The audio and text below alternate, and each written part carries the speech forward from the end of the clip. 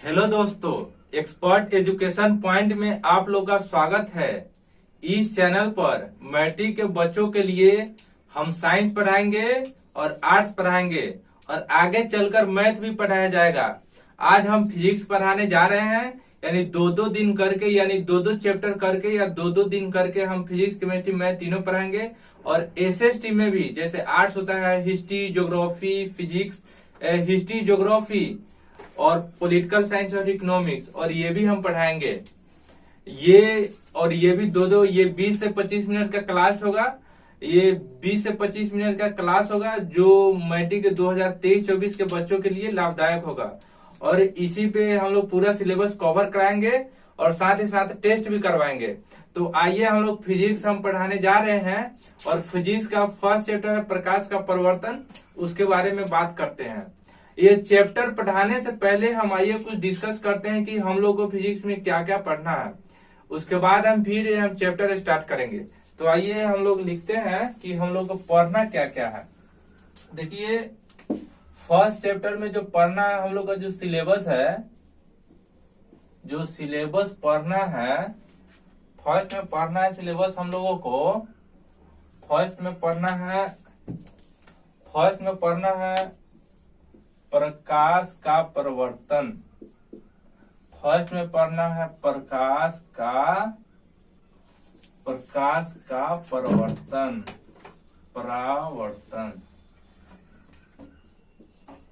और सेकेंड में पढ़ना है प्रकाश का अपवर्तन।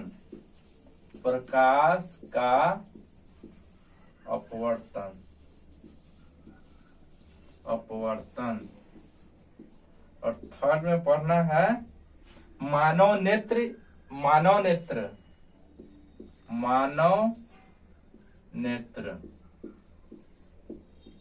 और फोर्थ में हो जाएगा विद्युत धारा और विद्युत धारा का चुंबकीय प्रभाव। फोर्थ में पढ़ना है विद्युत धारा। और इसी चैप्टर से ये भी रिलेटेड है, विद्युत धारा का चुंबकीय प्रभाव।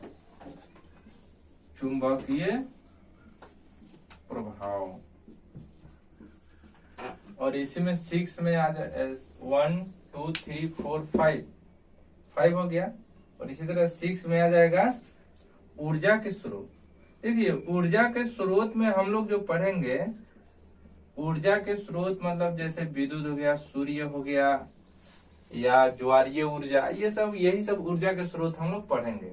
जब ज्वालामुखी होती है तो उसका वो जो ऊर्जा निकलती है उसका भी हम लोग यूज करते हैं, तो वो चीज इसमें पढ़ना है। ये जो करंट पढ़ना है, करंट का फ्लो कैसे होता है, करंट कैसे बनता है, वो सब इसके बारे में पढ़ेंगे। और उसका क्या इफेक्ट पड़ता है, विद्युत धारा का चुंबकीय प्रभाव। इसका हिंट्स हम लोग कक्षा 8वीं में थोड़ा सा पढ़ लिए होंगे पहले, ये उसमें दिया रहता है। और विद्युत धारा का चुंबकीय प्रभाव, जैसे जहां से करंट पास करती है वहां चुंबकीय क्षेत्र उत्पन्न हो जाता है, वो इसमें पढ़ना है। मानव नेत्र, देखिए मानव नेत्र में लेंस होता है, कोर्निया होता है, ये सब हम लोग उसमें पढ़ेंगे। और इसी तरह हो गया प्रकाश का अपवर्तन। जैसे हम लोग बाल्टी में कुछ डालते हैं छत टाइप का, तो हम लोग को टेढ़ा दिखाई देता है, तो उसी का प्रॉपर्टीज इसमें पढ़ना है प्रकाश का अपवर्तन में। अब प्रकाश का परिवर्तन का मीनिंग ये हुआ कि जैसे हम लोग हेडलाइट, मिरर में ये सब जो हम लोग देखते हैं ना, या दर्पण में देखते हैं, हम लोग फेस को देखते हैं, तो वो सब चीज के बारे में हम लोग को पढ़ना है प्रकाश का परिवर्तन। तो ये सिलेबस है, ये नोट कर लीजिए। उसके बाद फिर हम इस चैप्टर पे आते हैं और इसका छोटी छोटी पॉइंट्स के पहले क्लियर करते हैं, और इस चैप्टर में भी क्या क्या पढ़ना है इसके बारे में फिर बात करते हैं। इसको नोट कर लीजिए।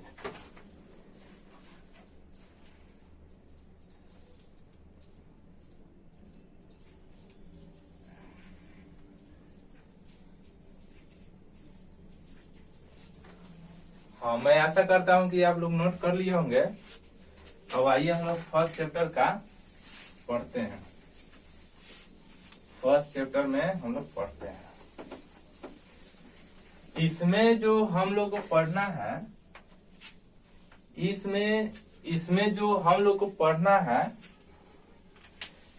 इसमें जो हम लोग को पढ़ना है, सबसे पहले देखिए सबसे पहले छोटी छोटी पॉइंट के बारे में पढ़ेंगे कि जैसे इंडो के रूप में, जैसे यहाँ पे होता है प्रकाश। प्रकाश ये छोटी छोटी पॉइंट हो जाएगा। प्रकाश क्या है, प्रकाश किसे कहते हैं। उसके बाद हो जाएगा प्रकाश स्रोत, यह हो जाएगा प्रकाश स्रोत, ठीक है।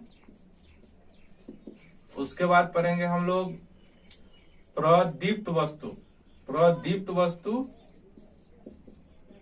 और अप्रदीप्त वस्तु, या ल्यूमिनियस ऑब्जेक्ट बोलते हैं, अप्रदीप्त वस्तु। ये सब छोटी छोटी पॉइंट है। अब इसके बाद हम लोग पढ़ेंगे, हो गया किरण, इसमें किरण पढ़ेंगे।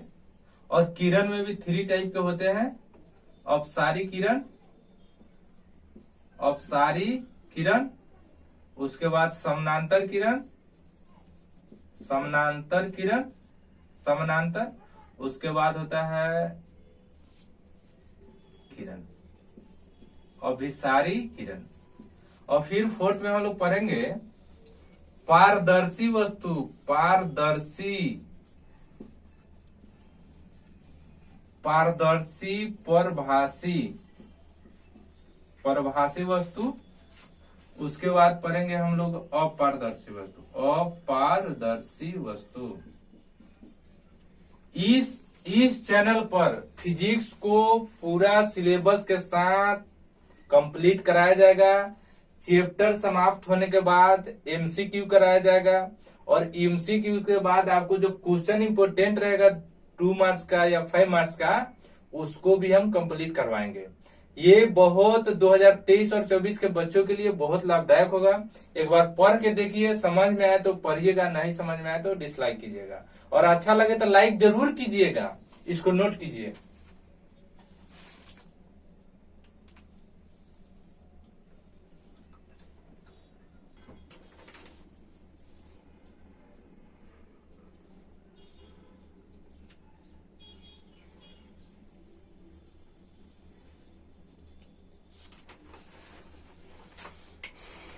ये भी मैं आशा करता हूं कि आप लोग लिख लिए होंगे। अब इसके बाद आते हैं, ये फर्स्ट पॉइंट हो गया था। आइए सेकेंड पॉइंट में, आइए सेकेंड पॉइंट में हम लोग ए में उसको देखे थे। बी में देखिए, बी में हम लोग जो पढ़ेंगे, बी में हो जाएगा आपका प्रकाश का परिवर्तन। वो तो पॉइंट ए था, इसको पॉइंट हम 2 बोलते थे, उसको पॉइंट 1 लिख लीजिएगा। प्रकाश का परावर्तन, ये पढ़ना है हम लोगों को। सेकेंड में पढ़ना है प्रकाश का परिवर्तन, इसी में प्रकाश का नियम भी आ जाएगा। उसके बाद आ जाएगा प्रतिबिंब पढ़ना है। प्रतिबिंब होता है 2 प्रकार का, वास्तविक और आभासी, 2 प्रकार का होता है। अब 4th में पढ़ता है वक्र, वक्र सतहों से, वक्र सतहों से, वक्र सतहों से परिवर्तन के कुछ रूल होते हैं, वो पढ़ेंगे। उसके बाद पढ़ेंगे गोलीय दर्पण, गोलीय दर्पण। और गोलीय दर्पण में हम पढ़ेंगे जैसे फोकस होता है, लेंस फोकस होता है, फोकस दूरी होता है, या वक्रता त्रिज्या होता है, वो सब पढ़ेंगे। उसके बाद पढ़ेंगे गोलीय दर्पण से बना प्रतिबिंब, गोलीय दर्पण से बना प्रतिबिंब, गोलीय दर्पण से बना प्रतिबिंब। इसके बाद हम लोग 6 में पढ़ेंगे चिन्ह परिपाटी। जो हम लोग चिन्ह परिपाटी का मतलब होता है, जो हम लोग मैथ में पढ़ते हैं, मैथ में पढ़ते हैं निर्देशांक ज्यामिति। तो जो ग्राफ होता है तो एक तरफ माइनस जाता है, जो एक अक्ष होती है राइट साइड जाते हैं, यानी दाएं तरफ जाते हैं तो प्लस होता है, बाएं तरफ जाते हैं तो माइनस होता है। और वाई जो होता है, और जो वाई अक्ष होता है ऊपर की ओर जाते हैं तो प्लस होता है, और नीचे की ओर आते हैं तो माइनस होता है। तो यही चीज यहाँ पे फॉलो होगा चिन्ह परिपाटी में। और चिन्ह परिपाटी का यूज कहाँ पड़ेगा, जैसे ये दर्पण रहेगा गोलीय दर्पण, तो गोलीय दर्पण का अगर हम लोग बाएं तरफ जाएंगे तो जो फोकस होगा वो माइनस में होगा, वक्रता त्रिज्या होगा वो भी माइनस में होगा। और उसी तरह अगर दाएं तरफ जाएंगे तो प्लस में होगा, तो उसका यूज यही है। और जब प्रतिबिंब बनेगा तो ऊपर की ओर जाएगा तो प्लस होगा, नीचे की ओर जाएगा तो माइनस होगा। तो इसलिए हम लोग को चिन्ह परिपाटी को समझना जरूरी है। लेकिन इससे सवाल कभी नहीं आएगा, इससे आ सकता है हम यहीं पे दे देते हैं, ये आएगा आपका कम से कम 5 मार्क्स का जरूर आएगा, 5 या 3 मार्क्स का आएगा। ये जो प्रतिबिंब है ये आ सकता है आपका 2 मार्क्स का, यहीं पे हम लिखते रहे हैं। वक्र सतहों से परावर्तन, ये भी इसमें 2 मार्क्स का आ सकता है। गोलीय दर्पण, गोलीय दर्पण क्या है, इससे सवाल ज्यादा से ज्यादा 2 मार्क्स का आ भी सकता है, नहीं भी आ सकता है। तो यहाँ गोलीय दर्पण से बना प्रतिबिंब, गोलीय दर्पण से बना प्रतिबिंब, इसे 5 मार्क्स आना एकदम तय है। चिन्ह परिपाटी, चिन्ह परिपाटी से इसी तरह समझने के लिए है, इससे कोई सवाल नहीं आता है चिन्ह परिपाटी, ठीक है।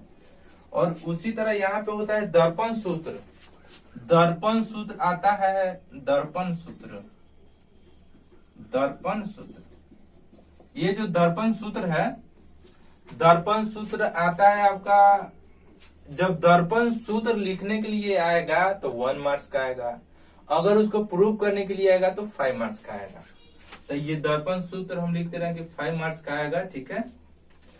और यहाँ पे 9 नंबर, ये सब सिलेबस कवर करा रहे हैं हम लोग, ये चैप्टर हो गया 1, ठीक है। और ये फर्स्ट पॉइंट हम पहले ही लिखा चुके हैं। ये सेकेंड में हो जाएगा प्रकाश का परिवर्तन, उसके बाद प्रतिबिंब हो जाएगा 2 मार्क्स का, वक्र सतहों से परिवर्तन 2 मार्क्स का आ जाएगा।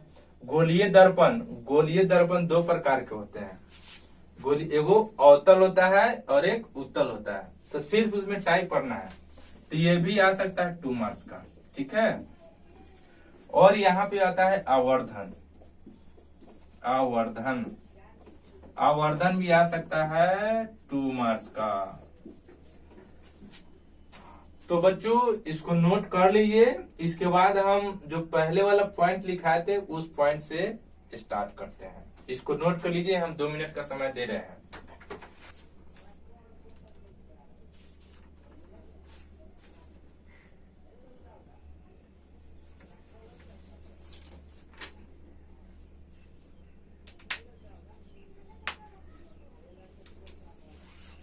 हाँ बच्चों, ये हम आशा करता हूँ कि आप लोग नोट कर लिए होंगे। तो आइए हम लोग स्टार्ट करते हैं। छोटी छोटी पॉइंट जो हम लोग लिखाए थे, प्रकाश क्या है, प्रकाश स्रोत क्या है, उसके बारे में जानते हैं। उसके बाद प्रकाश का परिवर्तन हम लोग पढ़ेंगे। तो आइए हम लोग पढ़ते हैं। सबसे पहले पढ़ते हैं, हम लोग पढ़ते हैं प्रकाश। प्रकाश क्या है, तो जो पॉइंट 1 में था प्रकाश, फर्स्ट पॉइंट में था वो प्रकाश। ठीक है, प्रकाश, हम लोगों को आंख है और प्रकाश, अगर आंख भी रहता है, अगर प्रकाश नहीं हो तो हम लोग उसको नहीं देख सकते हैं। इसलिए प्रकाश को हम लोग एक ऊर्जा मान सकते हैं, क्योंकि हमारे पास आंखें रहते हुए भी अगर लाइट नहीं हो तो हम लोग नहीं देख सकते हैं। ये सूर्य है, सूर्य के वजह से हम लोग, सूर्य की वजह से पूरी दुनिया में लाइट रहती है और उसके वजह से हम लोग देख पाते हैं किसी वस्तु को। तो एक प्रकार से कह सकते हैं कि प्रकाश एक ऊर्जा है जिससे किसी वस्तु को देखने में हमें सहायता मिलती है। तो हम इसी का डिफिनेशन लिख दे रहे हैं, प्रकाश एक ऊर्जा है, प्रकाश एक ऊर्जा है, प्रकाश एक ऊर्जा है जिससे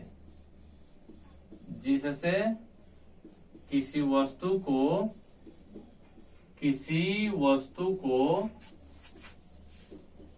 देखने में सहायता मिलती है, सहायता मिलती है या सहायता मिलती है। हाँ ठीक है, सहायता मिलती है, हो जाएगा, मिलती है। अब आते हैं इस पे, ये जो छोटा पॉइंट्स था और फिर यहाँ पे सेकंड पॉइंट पे आते हैं। प्रकाश स्रोत, प्रकाश स्रोत। देखिए, कोई वस्तु जो प्रकाश उत्पन्न करता है, उत्सर्जित करता है, उसे प्रकाश स्रोत कहते हैं। जैसे सूर्य हो सकता है, जलता बल्ब हो सकता है, लेकिन बंद बल्ब नहीं हो सकता है। तो इसी का हम लिख दे रहे हैं, जिस वस्तु से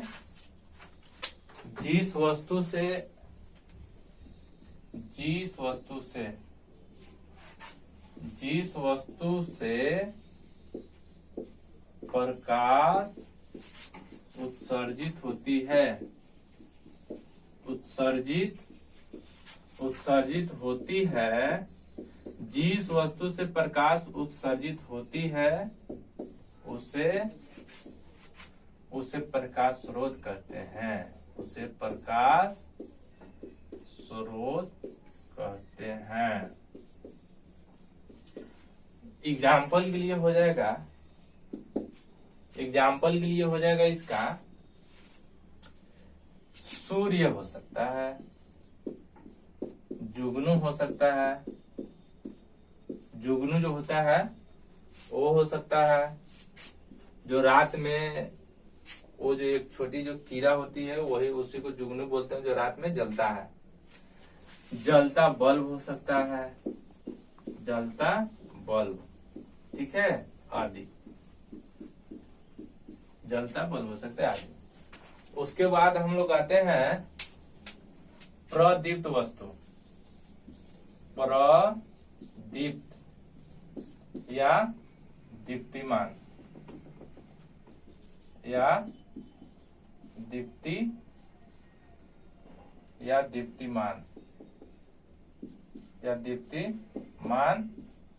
दीप्तिमान वस्तु। देखिए, वही चीज है जो प्रकाश स्रोत है, वही चीज प्रदीप्त वस्तु या प्रतिदीप्त मान वस्तु भी कहलाती है। तो इसी का हम लिख दे रहे हैं, जिस वस्तु से प्रकाश निकलती है, जिस वस्तु से प्रकाश निकलती है उसे प्रदीप्त या लुमिनियस कहते हैं, प्रदीप्त वस्तु कहते हैं, प्रतिदीप्त वस्तु कहते हैं। एग्जाम्पल के लिए इसका हो जाएगा, एग्जाम्पल के लिए, हाँ, यहाँ भी सूर्य हो सकता है, जलता बल्ब हो सकता है, जलता लालटेन हो सकता है, लालटेन आदि। उसके बाद आते हैं अप्रदीप्त वस्तु, अप्रदीप्त वस्तु।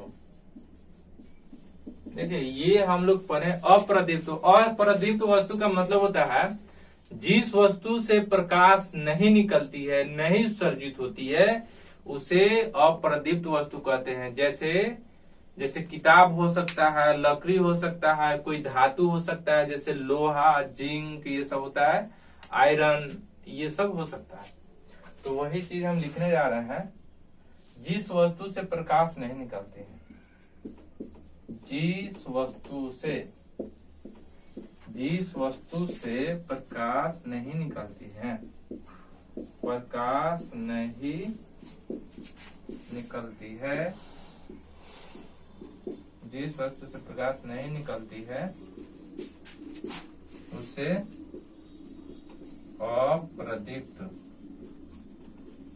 अप्रदीप्त वस्तु कहते हैं। जैसे हो जाएगा एग्जाम्पल के लिए, इसका एग्जाम्पल के लिए हो जाएगा, धातु हो सकता है, लकड़ी हो सकता है, उसके बाद किताब हो सकता है आदि। देखिए प्रकाश स्रोत, जिस वस्तु से प्रकाश निकलती है उसे प्रकाश स्रोत कहते हैं। प्रकाश एक ऊर्जा है। प्रकाश एक ऊर्जा है जिससे किसी वस्तु को देखने में हमें सहायता मिलती है, उसे प्रकाश कहते हैं। प्रदीप्त वस्तु, जिस वस्तु से प्रकाश उत्सर्जित होती है उसे प्रदीप्त वस्तु कहते हैं। जिस वस्तु से प्रकाश नहीं निकलती है उसे अप्रदीप्त वस्तु कहते हैं। जैसे धातु हो जाएगा लकड़ी, धातु का मतलब सभी चीज हो जाएगा, इसमें आयरन हो जाएगा, लोहा हो जाएगा, सब हो जाएगा। हम 2 मिनट का समय दे रहे हैं, इसको नोट कीजिए।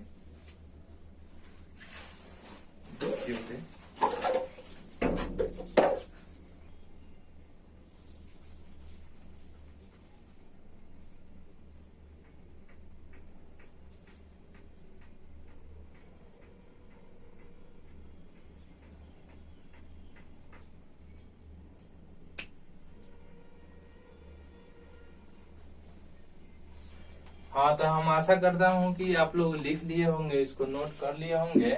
हम फिर आगे पढ़ाते हैं।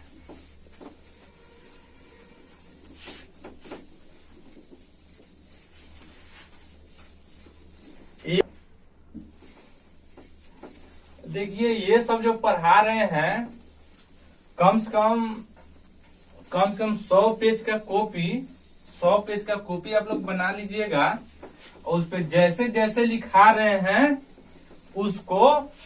उसको आप लोग लिखते चलिए। एकदम साइंस और आर्ट्स को हम कंप्लीट कराएंगे इस चैनल पे, और इसका प्रैक्टिस भी करवाएंगे। और साथ ही जब एग्जाम चलेगा आप लोग का, तो इस एग्जाम के समय बोलेंगे कि ये चैप्टर पढ़ के आइए, इसे एमसीक्यू करवाएंगे। क्योंकि बिहार बोर्ड में 100 अगर 50 एमसीक्यू पूछेगा तो उसमें 100 आपको दिया जाएगा, सवाल एक भी नहीं छूटेगा। इसलिए जो हम नोट्स करा रहे हैं कम से कम 100 पेज का कॉपी, 100 से 120 पेज का कॉपी एक बना लीजिए नोट, और जो हम लिखा रहे हैं उसको पढ़ते चलिए। और रिवीजन के लिए आप लोग बार बार इसको रिवीजन कीजिए, शुरू से रिवीजन करते चलिएगा, तो आप लोग एकदम अच्छा रहेगा, मार्क्स अच्छा आएगा। ये हम एकदम पॉइंट वाइज पढ़ा रहे कि क्वेश्चन एक भी न छूटे। तो आइए फिर हम लोग नेक्स्ट पढ़ाते हैं। एक होता है स्कैटरिंग। ये सब जो 1 पॉइंट का ये सब पॉइंट लिख रहे हैं, छोटा छोटा ये पॉइंट है। और उसके बाद जैसे किस से सवाल आएगा वो हम लोग फिर इसके बाद पढ़ेंगे। और ये उस सवाल को करने के लिए, जानने के लिए ये बहुत जरूरी है, इसलिए इसको हम पहले पढ़ा दे रहे हैं। होता है एक प्रकीर्णन। ये होता है, ये पहले भी पढ़े होइएगा। देखिए प्रकीर्णन का मतलब ये होता है कि जैसे हम लोग रात में टॉर्च मारते हैं तो देखिएगा कि रात में धूल कण इधर उधर दिखाई देते रहता है, कभी मार के देखिएगा। या कभी देखिएगा कि रात में जब गाड़ी का फोक्स दब देता है तो देखिएगा कि धूल कण उड़ता हुआ रहता है।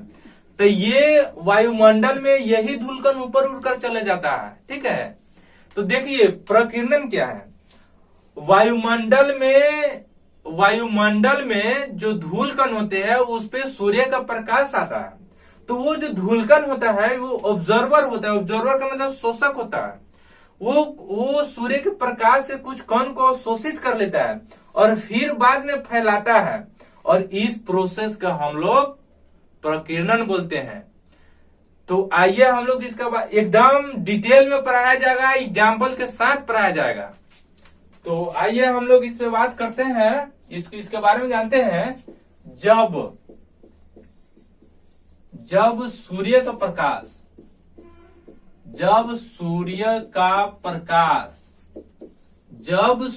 प्रकाश वायुमंडल में उपस्थित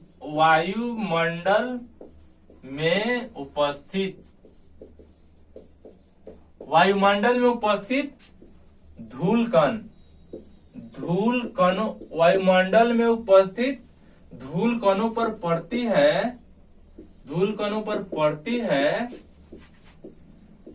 पड़ती है तो वह प्रकाश की कुछ मात्रा को वह प्रकाश की कुछ मात्रा को अवशोषित कर लेती है, अवशोषित कर लेती है,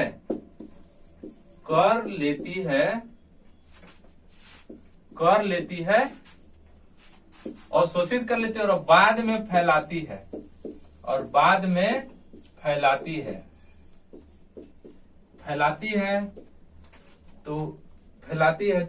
फैलाती है इस प्रोसेस को, इस प्रक्रिया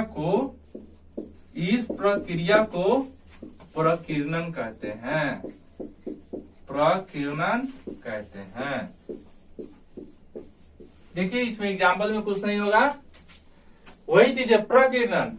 जब सूर्य का प्रकाश वायुमंडल में उपस्थित धूल कणों पर पड़ती है तो वो कुछ प्रकाश की मात्रा को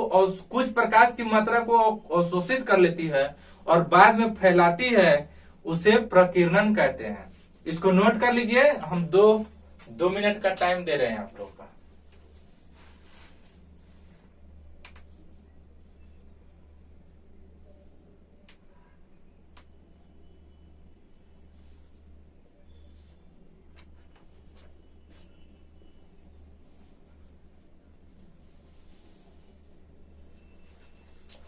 तो हम आशा करता हूं कि आप लोग नोट कर लिए होंगे और फिर आगे पढ़ाते हैं किरण। ये सब छोटी छोटी पॉइंट है, हम बार बार इस बात को कह रहे हैं कि इसका नोट्स जरूर बना लीजिएगा।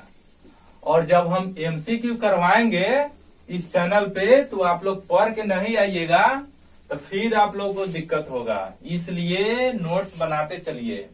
इस पे रेगुलर वीडियो मिलने वाला है और सिर्फ संडे को वीडियो नहीं आएगा, ठीक है। अब आते हैं किरण। देखिए किरण हम लोग जानते हैं कि किरण का कोई लेंथ नहीं होती है। किरण का जो मार्क होता है, हम लोग किरण का मार्क ऐसे देते हैं।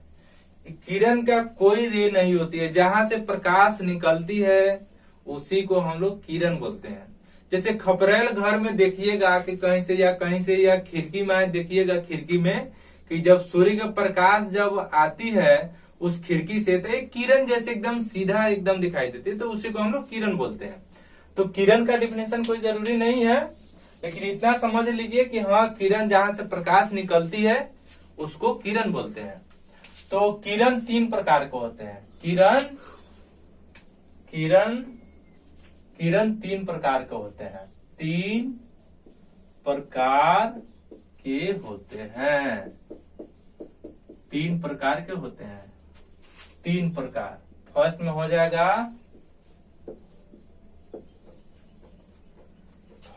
जाएगा, आपका अपसारी किरण। अपसारी,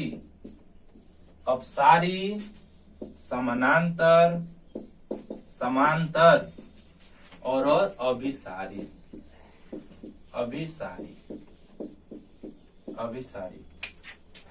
देखिए अपसारी का मतलब होता है किसी बिंदु से प्रकाश चारों ओर फैलती है, या किसी बिंदु से प्रकाश की किरणें चारों ओर फैलती है, उसे अपसारी किरणें कहते हैं। जब प्रकाश की किरणें एक दूसरे से समानांतर होती है तो उसे समानांतर किरणें कहते हैं। अभिसारी किरणें, जब प्रकाश की किरणें किसी बिंदु पर आकर मिलती है उसे अभिसारी किरणें बोलते हैं। देखिए अपसारी, जब प्रकाश की किरणें एक बिंदु से चारों ओर फैलती है उसे अपसारी किरण कहते हैं। जब प्रकाश की किरणें एक दूसरे के समानांतर जाती है तो उसे समानांतर किरणें कहते हैं। जब प्रकाश की किरणें किसी एक बिंदु पर आकर मिलती है उसे अभिसारी किरणें कहते हैं। तो हम लोग आइए हम लोग इसको देखते हैं, जैसे यहां से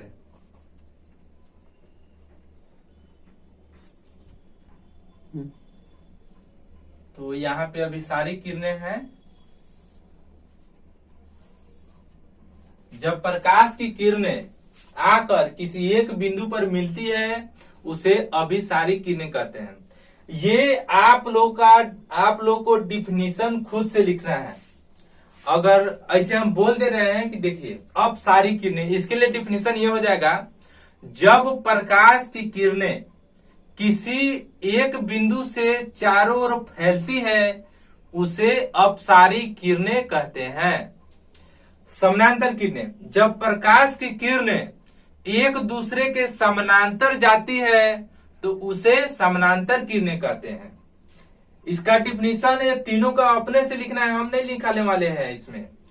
अभिसारी किरणें, जब प्रकाश की किरणें किसी एक बिंदु पर आकर मिलती है उसे अभिसारी किरणें कहते हैं।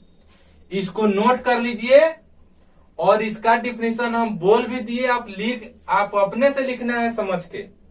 आप अपने से लिखिएगा तभी कुछ होगा। तो आप लोग इसको नोट कर लीजिए और इसके बाद फिर हम आते हैं।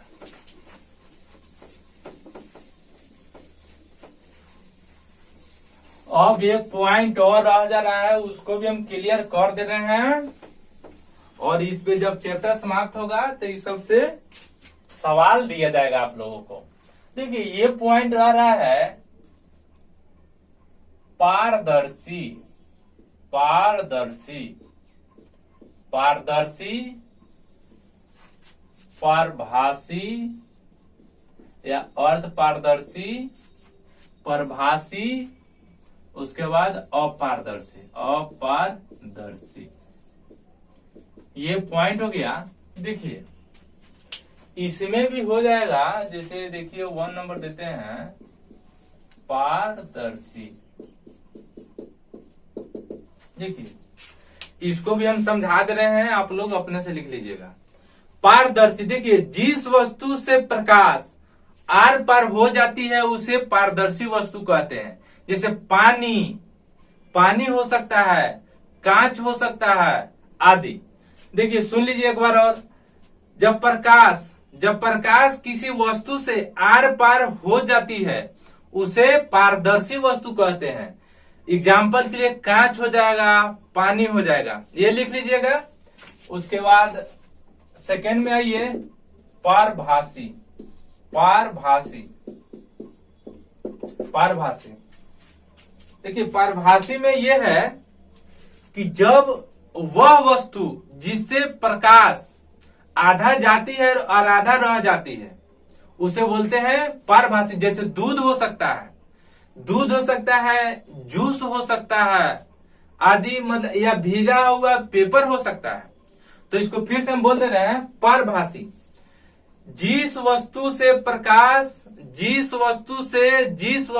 प्रकाश आधा जाती है और आधा रह जाती है उसे परभासी वस्तु कहते हैं। इसका डिफिनीशन हम नहीं लिख रहे हैं, ये आप अपने से लिखना है आप लोग। ये सब छोटी छोटी पॉइंट है, ये हम नहीं लिखाएंगे, और लिखाएंगे तो टाइम लगेगा, वीडियो ज्यादा बड़ा बनेगा तो फिर दिक्कत हो जाएगा। उसके बाद आते हैं अपारदर्शी, अपारदर्शी, अपारदर्शी। यहाँ पे पारदर्शी हो गया, पारदर्शी हो गया, परभासी हो गया, अपारदर्शी। देखिए अपारदर्शी का मतलब ये होता है जिस वस्तु